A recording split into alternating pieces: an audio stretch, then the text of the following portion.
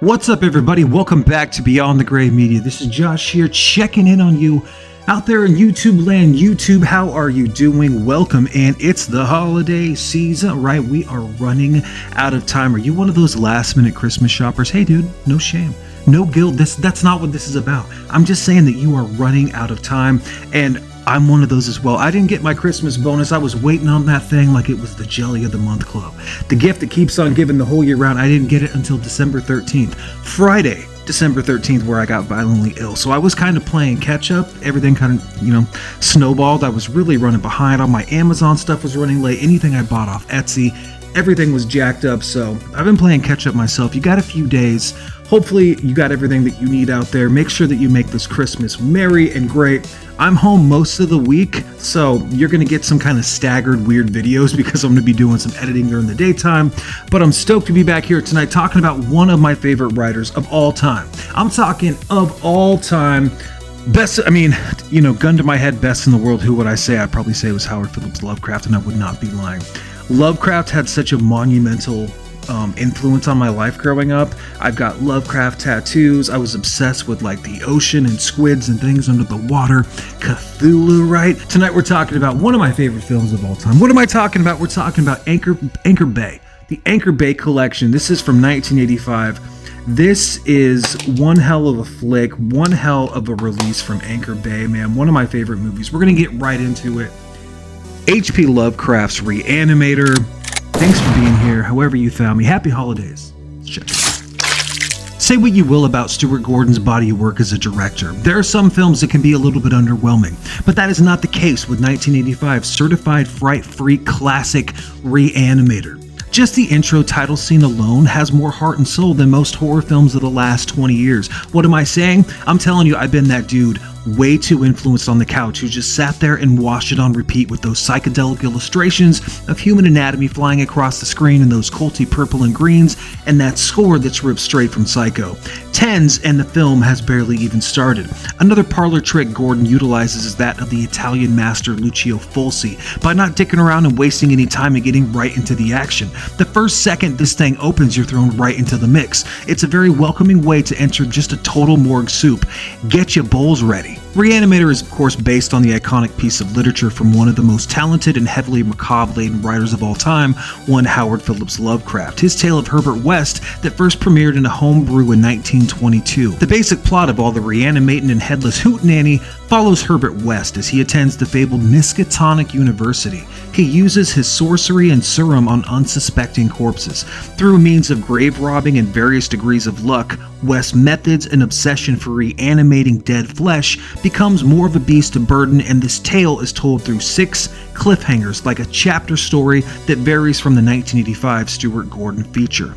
One thing's for sure, Re-Animator is a vibe. Talk about right place at the right time. Fucking lightning in a bottle, am I right? This film is anything but dull. It sweeps across the screen with a reckless abandon, highlighted by the gore, cast, and score, featuring the stunning 80s scream queen Miss Barbara Crampton and the unassuming brilliance of Jeffrey Combs, who would go on to become a horror icon in his own right, and then you've got the Dr. Hill played by David Gale. You have to remember that this was a shot in the dark for Gordon and company with the measly budget of a meager $1 million. At least for old goreheads like me, while it might not have the studio wizardry of things like The Thing or The Evil Dead.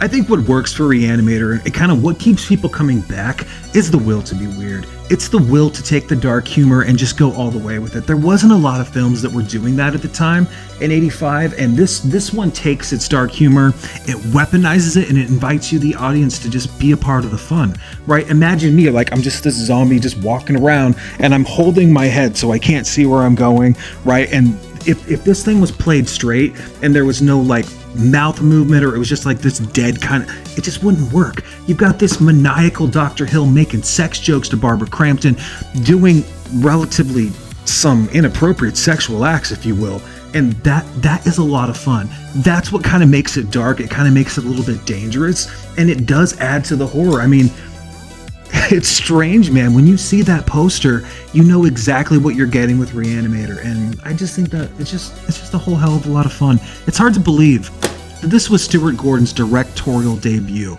and he adapted one of Lovecraft's, self-described least favorite zombie stories. It's really kind of a Frankenstein zombie story, right? The source material, he makes it into a smash hit on home video for Empire Pictures and Charles Band. Re-Animator, it's a love letter, really, to 80s horror, to Hammer horror films and the Revenge of the Frankensteins. That influence is all over this damn flick. Re-Animator, it continues to use its reagents to find new life, becoming part of the horror zeitgeist forever. Somewhere, someone is discovering the toxic neon green reagent for the first time. They're seeing this poster, they're seeing this cover art, or they're seeing it's going to be released on 4K, and they're a little bit curious all of a sudden. They're like, oh, the hell's that, right? They perk up a little bit, because I've got the poster over there on my wall. The first time you see that glowing reagent, you're like, I mean, the substance just made this really popular to have glowing fluids, but Re-Animator did it first. Re-Animator does it better. Re-Animator is the best. I mean, when Dr. Hill, he is just crudely cackling as Barbara Crampton is just awkwardly squirming away on that table, and you just, like, somehow she's just pinned down, right? I guess she is kind of, she's a little bit tied down, but still, there's just this head just going for it, man.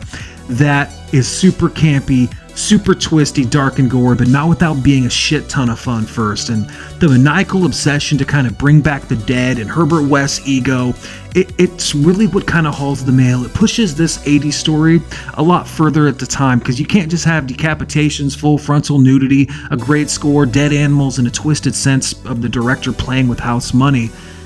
You gotta have fun. In Re-Animator, it's got a shitload of that. I mean, this thing was made for $1 million, so yeah, Stuart Gordon, he was playing with house money.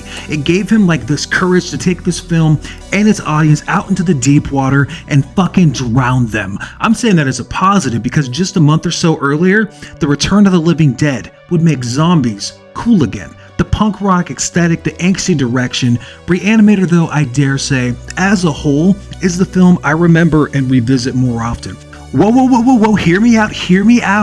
Here, put your guns down for a second. Hear me out here. If you took that same Return of the Living Dead soundtrack, that TSOL, the Cramps, right, 45 Grave, some of that stuff, and you flipped it around and you gave that same punk rock to something like Re-Animator.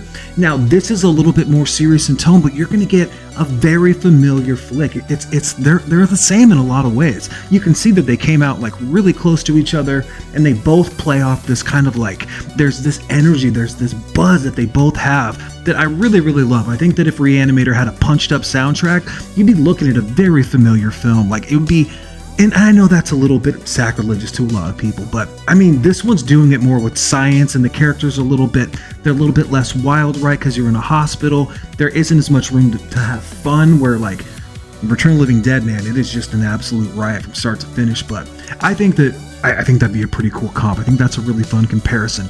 But now we got to talk about the scene. Dr. Hill's beheading and the scene with Barbara Crampton. I mean, I must have watched this thing 100 times growing up. I know every 80s horror kid probably did. It is so effective. It is so unnerving. It is disturbing. It is just everything, man. It is damn brutal, and it's still effective like 30 years later.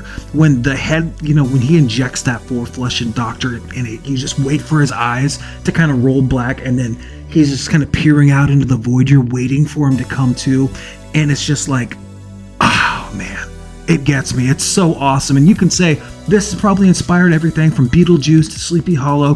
The way that people really look without their head, and just the way that their mannerisms are. Like, Re-Animator wrote the book for a lot of this stuff, man. And it is just full on iconic when the doctor is using his head as a fucking lantern, just walking around the hospital. I love it, man. I'm telling you right now. My only complaint is that could have happened just a little bit earlier in the film, because I wanted more time with Dr. Hill and Barbara Crampton right on that table. That scene, it's everything, man. It is just, it puts the butts in the seats, man, and it delivers. That scene is damn intense. It is so good. I don't care who you are. In Miskatonic University, it's feast or it's famine. There's no in between, right? It's either like nothing's happening or everything's happening. And in that scene, man, everything is happening. It is just this goopy, Lovecraftian mess, man, where like everybody comes back to life. The doctor's got a plan up his sleeve, right? So he like unleashes his hordes of the dead. Then you got like Herbert West trying to kill him. It's fucking perfect, man. A perfect scene, a perfect ending. Maybe not perfect, but it did spawn some killer sequels, so maybe it was set up that way. It's kind of like a little cliffhanger. Stuart Gordon just crushes this damn thing out of the park. Fucking love Re-Animator. Stuart Gordon's Re-Animator, it is just a masterpiece. Let's look at this thing. This is probably the end days for Anchor Bay. I know they've come back. This is the Anchor Bay collection. When did I get this? This must have come out, I feel like I bought this from like a Hastings video. I mean, I know it's 1985. This was produced 2007, Anchor Bay. Let's take a second and just peek at this DVD. I know it's in black and white that I'm recording it, but it's got this really cool like green kind of splatter all over it. When you open it up, of course, you've got the chapter selection. Do people miss that? I love DVD chapter title card scene, man. And then, of course, it's got the awesome poster card, right? Herbert West has a very good head on his shoulders and one on his desk. Incredible. And then you've got the first DVD, which has the feature presentation, and the second DVD, which has bonus materials, hours of stuff. My brother's got the green edition of this, right? I feel like it might be a 3 or 4 disc, I forget. But this thing, it's got a 70-minute featurette. It's got all the behind the scenes. It's got all the deleted scenes, extended scenes, trailers, TV spots, production stills, discussion with Richard Band. I don't know if they talked to Charles Band, I forget. Interviews with Fangoria. I mean, it's just hours of stuff, man. So this Re-Animator DVD still looks pretty damn good. I'm watching it on the old TV, but I'm a huge fan. People have been requesting it.